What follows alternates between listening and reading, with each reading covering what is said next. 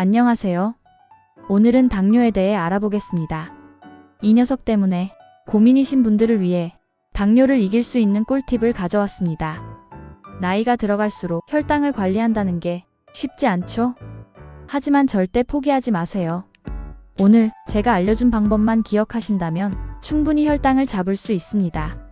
자, 그럼 지금부터 당뇨와 혈당 관리에 대한 모든 것을 쉽고 재미있게 풀어볼 테니 집중해주세요.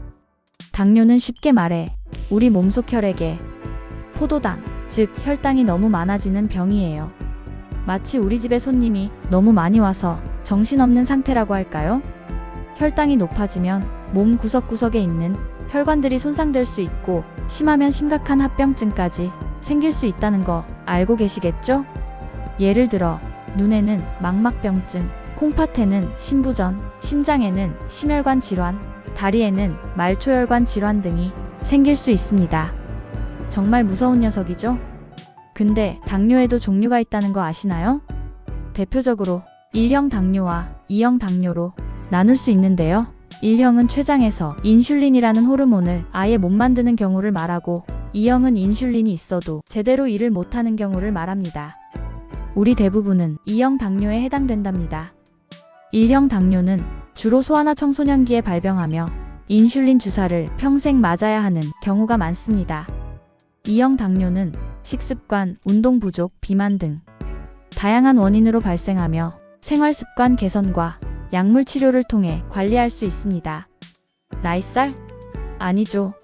당뇨 위험 신호입니다. 나이가 들면 자연스럽게 살도 찌고 몸도 예전 같지 않다고 느껴지죠? 맞아요. 하지만 단순히 나이살이라고 넘기면 안 되는 위험 신호들이 있습니다. 이런 증상들을 그냥 지나치면 나중에 더 큰 고생을 할 수 있다는 거 미리미리 알고 대처하는 것이 중요합니다. 물을 아무리 마셔도 계속 목이 마르고 화장실을 자주 가게 된다면 당뇨를 의심해봐야 합니다. 몸속 혈당이 높아지면 신장에서 포도당을 걸러내기 위해 더 많은 수분을 필요로 하기 때문이에요. 이유 없이 몸이 축 처지고 기운이 없다면 혈당이 에너지로 쓰이지 못해서 그럴 수 있어요. 몸은 에너지를 얻기 위해 혈당을 사용해야 하는데 인슐린이 제대로 작용하지 못하면 혈당이 세포 안으로 들어가지 못하고 혈액 속에 남아돌게 됩니다. 갑자기 눈이 침침해지고 시력이 나빠진다면 당뇨로 인한 망막 손상을 의심해 볼 수 있습니다. 고혈당은 망막 혈관을 손상시키고 시력을 저하시키는 망막병증을 유발할 수 있습니다. 작은 상처도 잘 아물지 않고 염증이 자주 생긴다면 혈당이 높아 면역력이 떨어져서 그럴 수 있어요. 높은 혈당은 백혈구의 기능을 저하시켜 상처 치유를 늦추고 감염 위험을 높입니다. 이런 증상들이 나타난다면 주저하지 말고 병원에 가서 정확한 검사를 받아보세요. 조기 진단과 치료가 합병증 예방에 가장 중요한 열쇠라는 것을 잊지 마세요. 자, 이제부터 가장 중요한 혈당 관리 비법을 알려드릴게요. 꾸준히 실천하면 혈당 관리 어렵지 않아요. 밥, 빵, 면, 과자, 이런 탄수화물 덩어리들 너무 많이 먹으면 혈당 스파이크를 일으킬 수 있어요. 채소, 단백질, 건강한 지방을 골고루 섭취하는 것이 중요합니다. 특히 식이섬유가 풍부한 채소와 통곡물은 혈당 상승을 억제하는 데 도움이 됩니다. 따라서 밥은 잡곡밥으로 바꾸고 빵 대신 통밀빵을 드세요. 과식하지 않도록 식사량을 조절하는 것도 잊지 마시고요.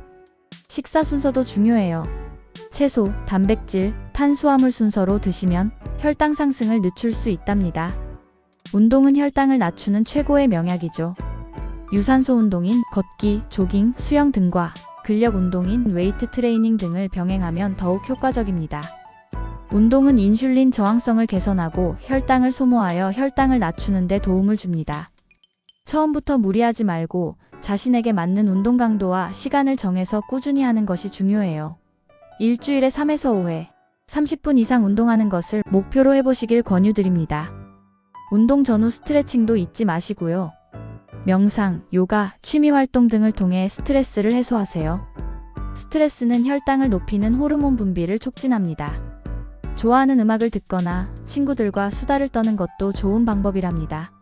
충분한 수면을 취하고 긍정적인 마음을 유지하는 것도 중요해요. 자가 혈당 측정기를 이용해서 수시로 혈당을 체크하는 것이 중요해요. 자신의 혈당 변화를 알고 식단과 운동을 조절하는 데 도움이 됩니다. 혈당 측정은 혈당 관리에 대한 동기부여를 높이는 데도 효과적입니다. 병원에서 혈당 관리 교육을 받거나 전문의와 상담하여 자신에게 맞는 혈당 관리법을 찾는 것도 좋은 방법입니다. 혈당 측정 기록을 꼼꼼하게 관리하고 의사에게 보여주면 더욱 효과적인 치료 계획을 세울 수 있습니다. 의사의 처방에 따라 혈당 강화제를 복용하거나 인슐린 주사를 맞아야 할 수도 있습니다. 약물 복용은 반드시 의사의 지시에 따라야 하며 임의로 용량을 조절하거나 중단해서는 안 됩니다. 당뇨, 극복할 수 있어요. 당뇨는 결코 불치병이 아니에요. 꾸준한 노력과 관리를 통해 충분히 건강한 삶을 유지할 수 있습니다. 긍정적인 마음으로 자신감을 갖고 꾸준히 실천하는 것이 중요해요. 당뇨는 관리하는 질병이지 극복하지 못하는 병이 아니라는 것을 기억하세요. 오늘 제가 알려드린 정보가 여러분의 혈당 관리에 조금이나마 도움이 되었기를 바라며 구독과 좋아요 부탁합니다. 우리 함께 건강하게 오래오래 삽시다. 파이팅!